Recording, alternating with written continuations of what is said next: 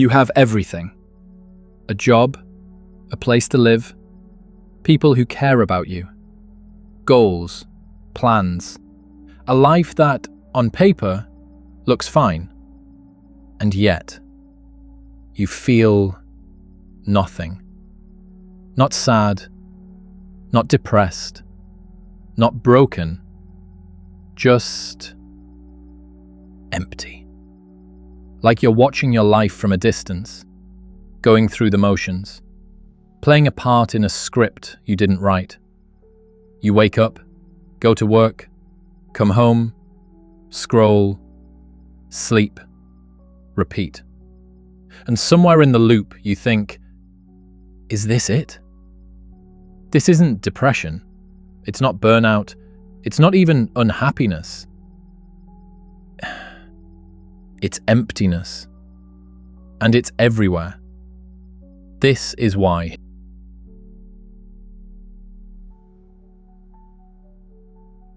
Let's be honest about what this feels like. You're not crying. You're not suffering. You're just flat. Things that used to excite you don't anymore. Achievements feel hollow. Weekends feel like obligations. Even good things, promotions, trips, milestones, they register, but they don't land. You think, I should be happy. I have what I wanted. But happiness isn't the word. Neither is sadness. It's absence. The absence of something. You don't even know what.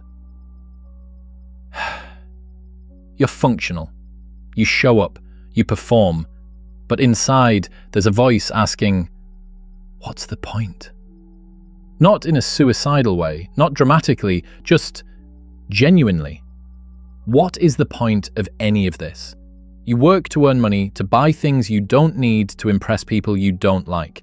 You date to avoid loneliness, but feel alone even when you're with someone. You scroll to fill time, but the time never feels full. And at the end of the day, you lie in bed and think, I did everything right. So why does this feel wrong? This is the feeling. And if you're experiencing it, you're not broken. You're not weak. You're not ungrateful. You're awake. And the world we've built doesn't know what to do with that.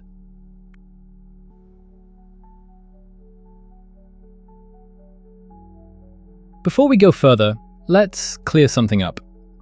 This isn't clinical depression.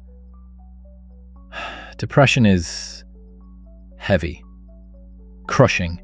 It makes getting out of bed impossible. Emptiness? You get out of bed, you go to work, you function. You're not incapacitated, you're just hollow. It's not ingratitude. You know you're lucky. You know people have it worse. That's what makes it worse. Because you think, I have no right to feel this way. But you do anyway.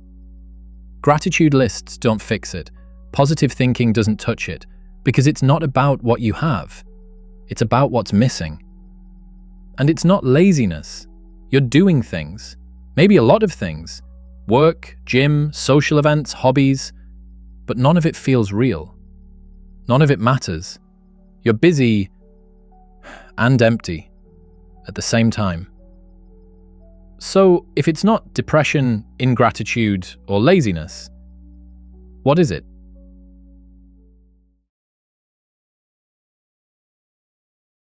There's a term for this, coined by Viktor Frankl, psychiatrist and Holocaust survivor.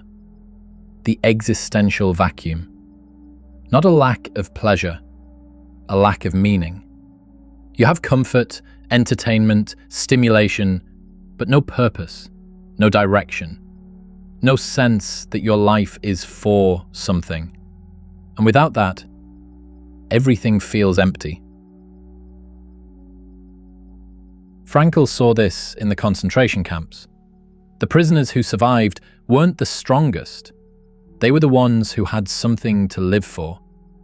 A task unfinished, a person they loved, a future they believed in. Meaning made suffering bearable. But the inverse is also true. Comfort without meaning is unbearable.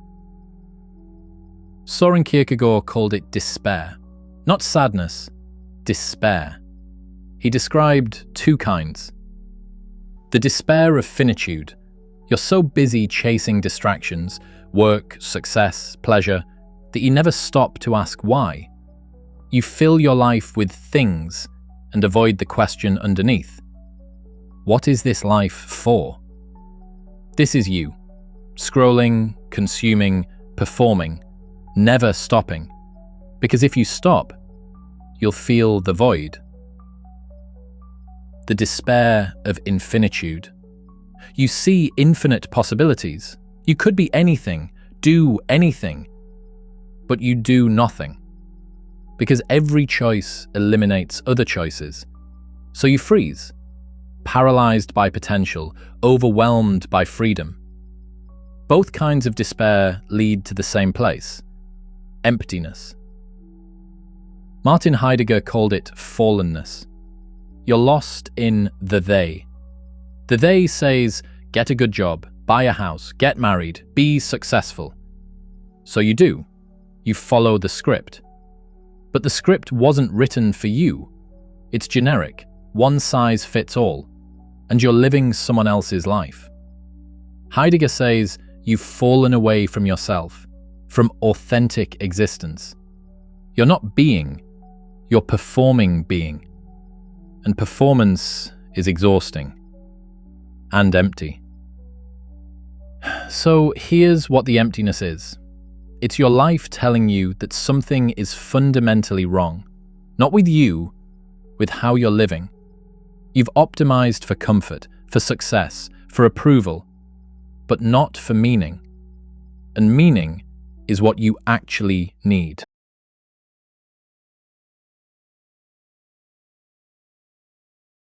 This isn't just you. This is a civilizational problem. Modern life is designed to produce emptiness. We've eliminated struggle. Your ancestors fought to survive, to eat, to stay warm, to avoid predators. Every day had stakes, life or death. You wake up in a climate-controlled room. Food is a phone tap away. Safety is guaranteed. Struggle is gone, and with it, significance. Because struggle creates meaning. When survival is uncertain, every action matters. When survival is guaranteed, nothing does. We've replaced meaning with pleasure. Entertainment is infinite. Streaming, social media, porn, games, substances. Pleasure on demand. No effort required. And pleasure works. For a while. But it doesn't build anything. It doesn't mean anything. It fills time. It doesn't fill the void. Frankl warned about this. He called it the existential vacuum. When life is too easy, people don't know what to live for, so they chase pleasure and wonder why they're still empty. We've made everything optional. Religion? Optional. Community? Optional. Family? Optional. Commitment? Optional. You can curate your entire life, choose your identity, your values, your truth. Infinite freedom, infinite choice. And it's paralyzing, because when everything is optional, nothing feels necessary. Nothing feels like it must be done. So you drift, choosing nothing, committed to nothing, free and empty. And we've replaced depth with breadth. You don't master anything. You sample everything. Jobs every few years, relationships that fizzle, hobbies you try once. You're a generalist of life, shallow in everything, deep in nothing. And depth is where meaning lives, mastery, commitment, struggle over time. But modern life makes depth impossible. Too slow, too hard, too boring. So you stay on the surface, skimming, scrolling. never diving, and the surface is empty.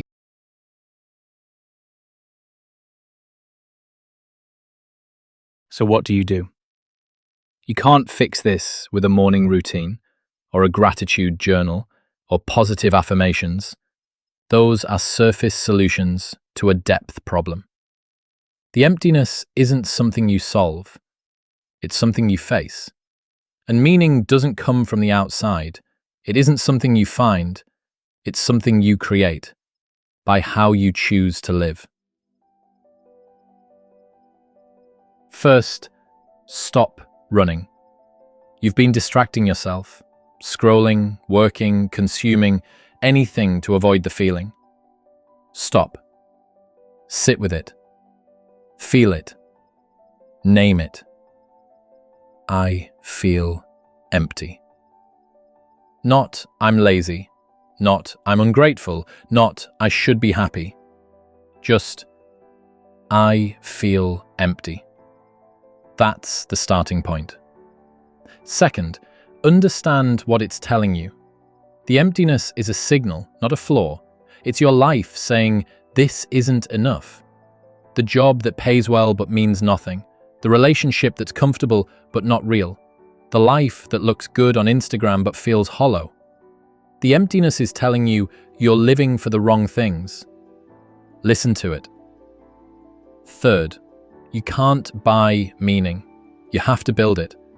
Meaning doesn't come from achievements or possessions or status. It comes from struggle, doing something hard for a long time that matters to you. Commitment to a person, a craft, a cause, something you won't abandon. Depth, mastery, going deep instead of wide, building something real.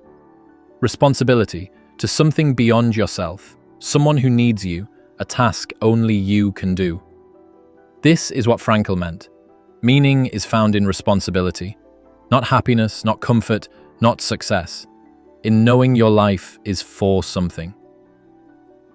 And here's the hard part. You have to choose it. No one will hand it to you. No app will optimize it. No guru will reveal it. You have to look at your life and ask, what am I willing to struggle for? Not what do I want? What am I willing to suffer for? Because that's where meaning is, in the things you won't abandon, even when they're hard.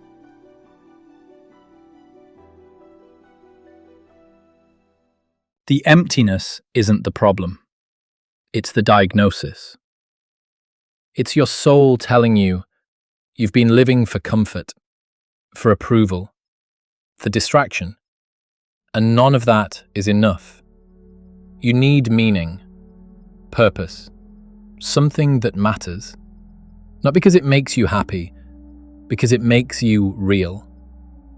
Kierkegaard said the biggest danger is not that we aim too high and miss, it's that we aim too low and hit. You've been aiming low. Comfort, safety, ease. And you hit. You got it. And it's empty. Because you're built for more than that. Not more success, not more pleasure, more significance. The emptiness won't go away because you got promoted, or traveled, or found the right relationship. It'll go away when you stop running from it. When you face it, name it, and then ask, what am I here for? Not, what do I want to do? What am I here for? What responsibility can only I carry? What struggle is worth my life? You feel empty because you've been living a life that doesn't need you, a life that could be anyone's. The emptiness is calling you back to a life that's yours, hard, real, meaningful. And once you answer, the emptiness won't feel like a curse. It'll feel like the thing that woke you up.